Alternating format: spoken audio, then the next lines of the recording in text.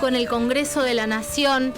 Se trabajó mucho, ya tenemos la fecha, el jueves se va a tratar la ley base, se va a tratar el paquete fiscal. ¿Qué pasa? ¿En qué se trabajó y dónde se puso el foco? ¿Y cómo estamos llegando al día jueves? Ya desgastada el tema de la ley bases, pero no menos importante y vital en algún punto saber de qué se trata, porque nos va a impactar a todos y a todas los y las argentinas. Estamos en comunicación telefónica con la diputada nacional por la UCR, Dania Tabela, que para mí siempre es un placer hablar con ella. Dania, ¿cómo estás? Caro te saluda. Hola, Caro, ¿cómo estás? Siempre también un placer poder charlar un ratito. Sí, un ratito después de un día tremendo. Sí, recién llegando a casa. Dania, si te pido una síntesis de lo que fue la jornada y qué vamos a estar viviendo el jueves. Mira, te pido capacidad de síntesis todavía. La síntesis es que hoy se avanzó en acordar la ley base vino mejorada del Senado. También esto lo acordó el oficialismo, con lo cual vamos a ir a una votación de ratificación de lo aprobado por el Senado, no de insistencia con el dictamen de diputados, que para mí es importante porque el Senado había bloqueado una serie de cuestiones que nosotros no habíamos podido hacer en diputados, como la privatización de aerolíneas o como la ampliación de los organismos a proteger de las posibles disoluciones y hacer un límite a las facultades delegadas de Milei, del presidente, y después, digamos, se avanzó en paquete fiscal. Ahí hay más diferencias. En paquete fiscal se va a ratificar lo del Senado con la salvedad de ganancias y bienes personales que el oficialismo va a insistir y va a tener el acompañamiento de distintos bloques dialoguistas. Ajá, pero la verdad es que ganancias al no haberse ni siquiera tratado corresponde que se trate. No, sí se trató. Ojo con eso. No, ganancias sí se trató, porque lo que fue es rechazado. Claro. Entonces, la discusión ahí, si corresponde o no que se trata, es una discusión casi teórica de los constitucionalistas.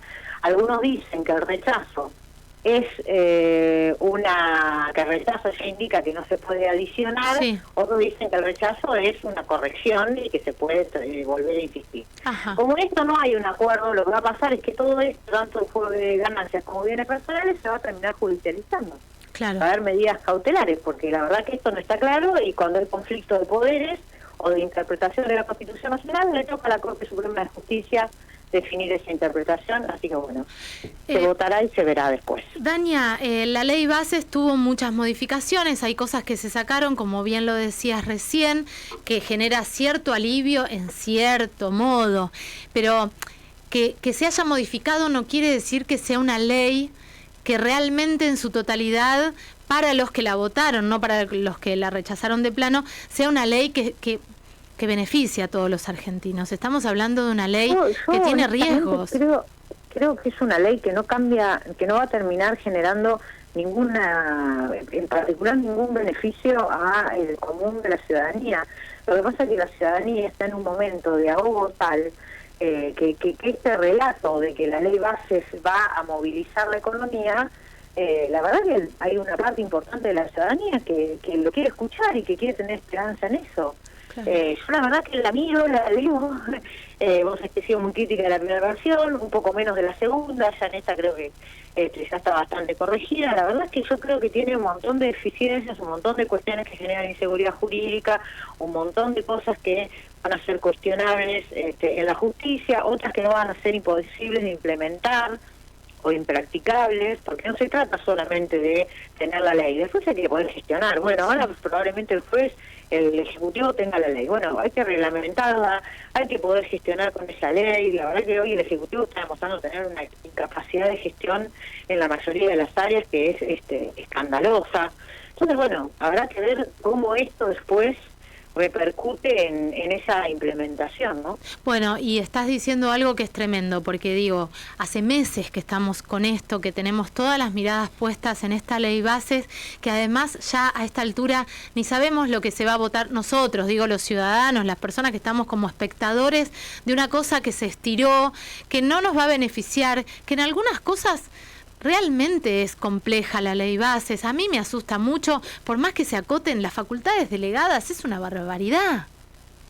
Sí, todos los presidentes han tenido y muchas más facultades delegadas que este presidente, ¿eh? Yo creo que las emergencias quedaron muy acotadas, creo que las facultades delegadas también, y además quedaron con control y quedaron con temporalidad. En un año estas facultades o se renuevan o no, o se cambian, o ¿me entendés? Digo, no, hay una mejora respecto incluso de otras situaciones. Y siempre es mejor eso a un DNU, digamos, ¿no? Claro. Porque también después, si no, caes en la otra.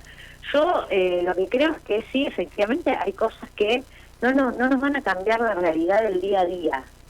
¿Entendés? Sí. Nosotros hoy tenemos una recesión económica importante. Si la economía no empieza a crecer, por más reforma laboral que hagas, no vas a cambiar el mercado laboral, porque lo que está pasando es que no crece la economía, entonces no hay demanda de trabajo. Sí. Y así en cada uno de los puntos. Por eso digo, me parece que va a dejar de ser una excusa, ¿no? Claro. Claro, tenés la ley, a ver qué haces ahora. O sea, va a tener todo el poder que él quería por alguna, o todo el gobierno, digo, tienen las herramientas que ellos querían. Bueno, a ver qué hacen con eso. Exactamente. Exactamente. Y que además haya discusiones que salen. Hoy me sorprendió recién el titular de un diario de los de mayor circulación, que Caputo culpaba al club de los devaluadores. Y me hizo acordar a una expresidenta que también culpaba al club de los devaluadores cuando las cosas salían mal. Bueno, ahora la cosa es que siempre viven culpando a alguien, pero la cosa es que es el club del helicóptero, es el club de los devaluadores, es el club de todo lo que quieran. Y la verdad es que no hay medidas acertadas porque el esquema planteado está mal de arranque. Nosotros no necesitamos que el Estado desaparezca, necesitamos un Estado que funcione.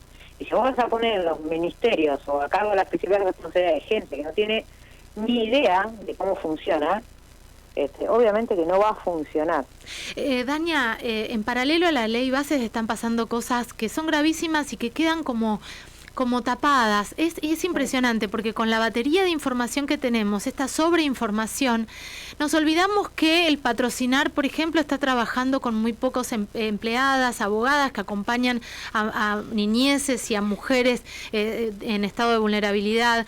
Nos olvidamos que se cierran organismos y se cierran secretarías que capaz que trabajaban a media máquina, al 20%, que no eran eficientes, pero que ahora no hay puertas donde golpear. ¿Qué es lo que más te asusta? Hoy justamente nos reunimos con responsables y gente que trabaja en el Consejo Consultivo del Etnia, ¿no? De todo lo que es educación sexual para prevención del embarazo adolescente y demás. Digamos, y la verdad que es uno de los problemas que está habiendo, básicamente porque no hay compras. Entonces no se compran los artículos indispensables para prevenir el embarazo. Entonces, indudablemente todo eso son cuestiones que uno podría decir, bueno, no, en nombre de la libertad, que cada cual haga lo que quiera. Bueno, cuando ese haga lo que quiera responde a situaciones de vulnerabilidad, falta de educación, a familias constituidas de manera digamos, si se quiere, no habitual, realmente termina siendo un tema. Entonces así va pasando con un montón de cosas. Pero es gravísimo. La mirada de el Estado no se tiene que meter, el Estado no tiene que importar, es probable que esos organismos no todos funcionaran bien, no todos cumplieran con su rol. Lo que pasa es que por eso digo que hay que hacerlo funcionar bien al Estado, no mal. Y de hecho, cuando te corren con el tema de los empleados, la verdad es que la mayoría de los empleados están asignados a los ministerios. Habría que, por ejemplo, yo te pondría, digo, el periodismo tiene más acceso incluso a la información, habría que averiguar cuánta gente del INADI fue realmente dada de baja. Claro, la reacomodaron en otro lado, pero lo que pasa es que sacan... El Ministerio de Justicia, pero no está funcionando el INADI. Eso es muy grave. Es gravísimo y que no veamos la dimensión, porque al principio cuando había gente que decía no se va a animar, no va a hacer estas cosas, el Congreso y el Senado los va a frenar, no van a poder, y de repente vemos lo del ENIA, el programa ENIA, que además los abusos sexuales contra las infancias son detectados por la educación sexual integral. Y lo que estamos viendo, y estamos viendo que ya no hay presupuesto asignado para eso. En la salud pública faltaban también cosas, claro que faltaban insumos, pero ahora es lo que pasa es que si vos el 10 de diciembre devaluás al doble van a faltar más. Claro. ¿Hay salida, Dania? Mira, yo creo que hay salida en la medida en que el gobierno pegue un volantazo en el sentido de sentarse a discutir con todos los actores sociales, políticos, económicos de la Argentina, a pensar realmente un plan de transición de los próximos 6 meses, porque además en 6 meses va a tener otro tipo de demandas este gobierno. Hoy la clase media y la clase media baja de alguna manera está sufriendo el ajuste, pero dice, bueno, hay que aguantar porque si no vuelve el kirchnerismo, hay que aguantar porque la inflación está bajando. Bueno, en 6 meses la discusión va a ser, ¿qué vamos a aguantar si no tenemos trabajo? ¿Dónde está el ajuste a la casta? Y a su vez, los sectores productivos importantes de la Argentina, como el campo, le van a exigir la salida del cepo. Claro. Y la reducción de impuestos. Y eso no va a pasar en este esquema, porque este es un modelo implementado en base a aumento de impuestos y licuación de gastos. Una receta viejísima, la que no queríamos implementar, la que nos parecía que era una barbaridad, la que le cuestionábamos a Alberto Fernández, que aumentaba los impuestos, emitía billetes y además licuaba el gasto con la inflación. Bueno, eso termina siendo, salvo por la emisión, termina siendo un modelo bastante similar. Entonces me parece que va a empezar a ser altamente cuestionado, pero hay que esperar que la sociedad también tome esa dimensión. Sí, y también ahora también lo que pasó es que nos olvidamos de Petovelo, nos olvidamos de los rugbyers ñoquis, nos olvidamos de la corrupción a la que tanto ellos, o sea, montan una campaña contra la corrupción y a los 2 minutos tenemos un montón de ñoquis en el ministerio y galpones atascados de comida que no reparten y se están venciendo. Pero porque es así siempre, Caro, porque vos tenés que poder, para poder avanzar en el sentido que quiso avanzar Petovelo, tenés que estar muy segura de tus esquemas de funcionamiento. Yo no digo que la ministra tenga algún tipo de complicidad en el proceso, porque lo desconozco. Lo que digo es que sí tiene responsabilidad. Vos tenés que saber qué funcionarios pusiste y de manejar qué cosas. Está claro que ese tipo de situaciones no debiesen repetirse cuando vos venís embanderado en la transparencia. Digo, si nos remontamos un tiempo atrás en la historia, el primer escándalo que fue el verdadero sacudón que recibe el gobierno de la Rúa, que termina con la renuncia del vicepresidente, fue un escándalo de corrupción. ¿Y por qué fue un escándalo de corrupción? Porque justamente era el presidente que venía a combatir la corrupción en el mismo. Pero acá ni se mosquearon, esto puede ser un error, ahora si lo hace otro es un choreo. Exactamente, claro, pero ¿por qué tiene que ver con eso? Porque tiene que ver con el alto índice de aceptación y popularidad que hoy tiene el presidente. Eso no es no es eterno, eso también tiene un desgaste y ese desgaste va asociado a cómo lo va pasando la gente. Por eso digo, la ley de bases hoy es el gran desafío, un tema importantísimo. Bueno, vamos a ver con la ley de bases en qué cambia la realidad de todos los días. Para bien, digo, ¿no? Para mal puede pasar muchas cosas. Sí. Para mal con que se siga devaluando como se está devaluando, aunque sigamos perdiendo confiabilidad en el mercado de los bonos, y haciendo estos dibujos contables de licuación del gasto para hacer de cuenta que tenemos déficit cero, estamos bien. Pero la realidad es que no es eso lo que la gente está sintiendo. Dania, la última pregunta. ¿Cómo sale parada la UCR después de tanto debate, de gente tan pegada a Milei y radicales que no, de discursos tan bochornosos en algún punto y otros que no? Bueno, mira, la UCR es un partido que justamente de mañana cumple sus 133 años de existencia. Hemos pasado hasta por quiebres formales e informales en todas las etapas de la historia argentina, por más o menos cercanía a los partidos de poder y a los gobiernos de poder. Siempre han convivido entre la UCR miradas distintas. Yo creo que va a salir una UCR fortalecida a partir del debate, y que también va a empezar a construir una alternativa electoral en la medida en que deje de estar presa de las extorsiones por parte del gobierno de los gobernadores, que eso hace que diputados y senadores tengan que votar en determinada forma. Me parece que liderado esto, también la UCR va a tener un proceso de reorganización interna del cual va a salir fortalecido. Dania, un beso enorme, gracias por esta charla. Andá a descansar un rato, te lo pido por favor. Lo vamos a intentar. Claro, un beso grande, hablamos el jueves. Dale, un beso enorme. Dania Tabela, ¿Tabela lo dije bien? Dania Tabela, Dania Tabela, porque se me trabó la lengua. Tengo ortodoncia invisible que no te molesta nada, pero a veces se te traba la lengua.